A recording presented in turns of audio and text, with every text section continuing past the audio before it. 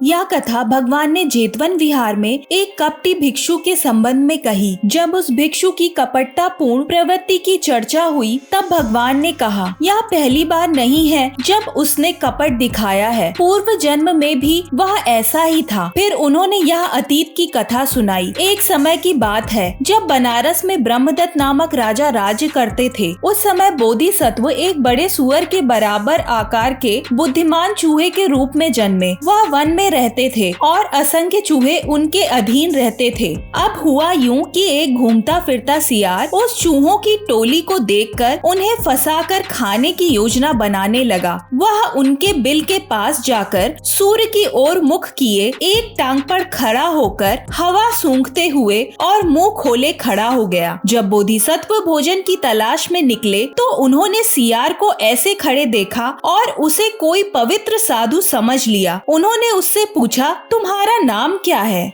सियार बोला, मेरा नाम धर्मात्मा है। चूहे ने पूछा, तुम एक ही टांग पर क्यों खड़े रहते हो? सियार बोला, यदि मैं चारों टांगों पर खड़ा हो जाऊं तो धरती मेरा भार सहन नहीं कर पाएगी, इसलिए केवल एक टांग पर खड़ा रहता हूँ। फिर चूहे ने पूछा, तुम मुंह खोले क्यों रहते हो? सियार बोला, मैं हवा खाकर जीवित रहता हूँ, यही मेरा भोजन है। चूहे ने फिर पूछा, तुम सूर्य की ओर क्यों देखते हो? सियार बोला, मैं सूर्य की पूजा करता हूँ। यह सुनकर बोधिसत्व ने सोचा, वाह कितना धर्मनिष्ठ है यह साधु। फिर वह प्रतिदिन सुबह शाम अपनी टोली सहित उस सियार को प्रणाम करने जाने लगे। लेकिन जब भी चूहे लौटते तो सियार पीछे से सबसे अंतिम चूहे को दबोच कर खा जाता और फिर ऐसे मुंह पोंछ कर खड़ा हो जाता जैसे कुछ हुआ ही ना हो। धीरे धीरे चूहों की संख्या घटने लगी।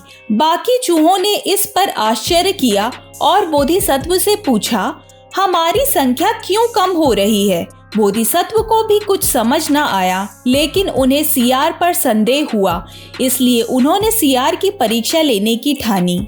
अगले दिन उन्होंने बाकी चूहों को पहले जाने दिया और स्वयं सबसे पीछे चलने लगे। तभी सियार ने छलांग लगाकर बोधिसत्व को पकड़ना चाहा। बोधिसत्व तुरंत पलटकर बोले, तो यह है तुम्हारी धर्मनिष्ठा, कपटी और धूर्त। और उन्होंने यह गाथा कही, जहाँ पवित्रता केवल आवरण हो, भोले भाले जीवों को छलने का साधन हो और भीतर छिपा हो विश्वासघात, वहाँ हमें बिल्ली स्वभाव ही मिलता है। इतना कहकर चूहों के राजा ने सियार के गले पर झपट्टा मारा और उसके जबड़े के नीचे की श्वास नली काट दी। सियार वहीं मर गया। बाकी चूहे लौटे और चप चप की आवाज के साथ सियार का मांस खाने लगे। कहा जाता है कि आगे के चूहों ने सारा मांस खा लिया और पीछे वालों के लिए कुछ भी नहीं बचा। उसके बाद चूहे शांति और सुख से रहने लगे। भगवान ने यह कथा सुनाकर कहा, उस समय का कपटी सियार वही भिक्षु था और उस समय का चूहों का राजा मैं स्वयं था। शिक्षा, जहाँ धर्म केवल दिखावा हो और भीतर छल व कपट छिपा हो, वहाँ विनाश निश्चित है। अगर यह कथा आपको प्रेरणादायक लगी हो तो चैनल को लाइक करें, शेयर करें और सब्सक्राइब करें। धन्यवाद।